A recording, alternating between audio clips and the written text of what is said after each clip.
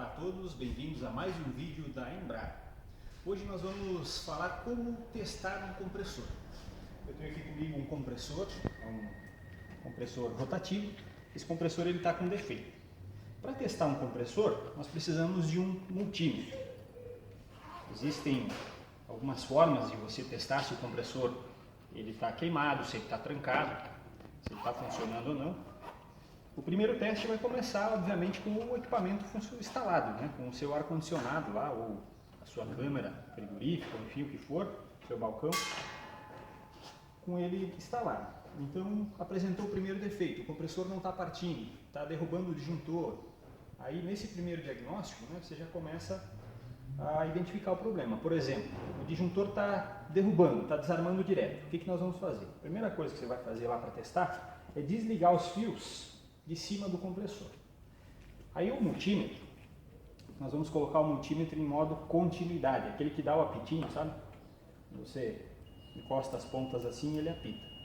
Aí nós vamos testar o compressor. Quer ver? Aproxima um pouco aqui. Nós temos 3 pinos no compressor, nós vamos testar. Ó, apitou entre um pino e outro, apita entre eles. Tudo está ok, isso é normal.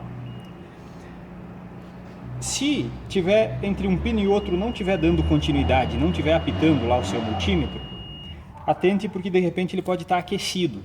Se ele estiver aquecido, ele vai abrir um protetor térmico interno. Alguns compressores têm interno, outros têm externo, né? Mas a maioria agora está vindo com uma proteção térmica interna, então tem que esperar o compressor esfriar para fazer esse teste, tá?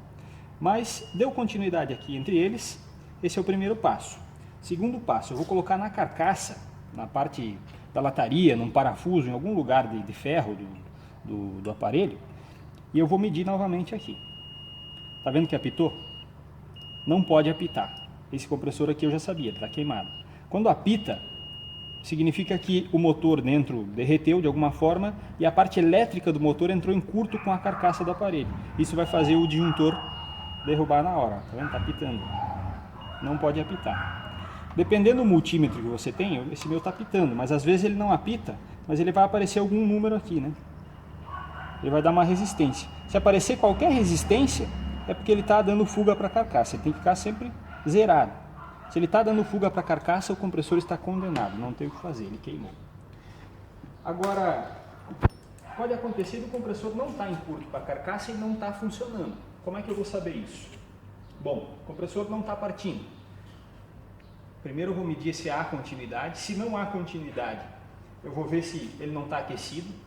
Se depois que ele não está aquecido, que ele esfriou, ele continua não dando continuidade entre os pinos, aí também o protetor térmico dentro pode ter quebrado, ou a bobina do motor, de repente ele queimou, mas não entrou em curto com a carcaça, ele só abriu o contato entre um pino e outro, ele quebrou o bobinado elétrico do motor, e aí por isso ele não vai funcionar. Também é um compressor que não vai funcionar mais.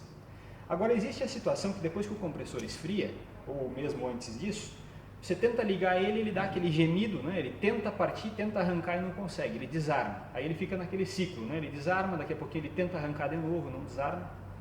O que fazer nesse caso? Primeira coisa é você trocar o capacitor original desse equipamento. Você vê lá, se for, por exemplo, um capacitor de 45 microfarads, você troca aquele capacitor. Se com o capacitor novo ele não partir, você pode ainda tentar usar o supercapacitor. Nós temos um vídeo postado explicando como usar e as funções de um supercapacitor. Se o supercapacitor não destrancar, você já tentou trocar o capacitor, colocar novo, tentou usar o supercapacitor para destrancar e você não conseguir, aí sim você vai condenar o compressor. Mas nós temos visto que a qualidade desses equipamentos tem aumentado muito. Os compressores têm vindo com a qualidade cada vez melhor. É muito difícil queimar um compressor.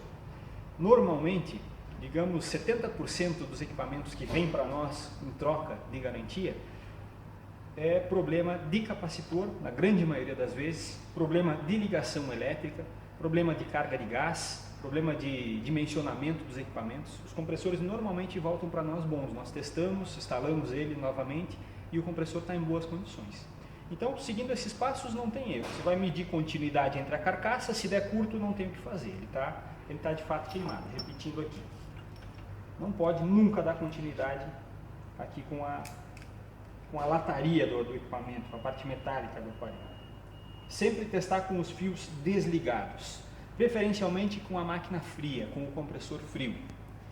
Se não há continuidade aqui, ou está dando continuidade com a carcaça, o compressor está danificado. Se há continuidade, o compressor faz um barulho e não arranca, primeira coisa é tentar trocar o capacitor. Segunda coisa, colocar um supercapacitor em paralelo, vejam o vídeo como fazer isso, tentar destrancar esse compressor. Se mesmo assim não funcionar, aí sim você, na terceiro estágio, vai condenar esse compressor. Então, esse era o vídeo de hoje, obrigado por assistirem. Confira novos vídeos sempre no nosso site embrar.com.br. Não deixe de conferir também os produtos da Embrar.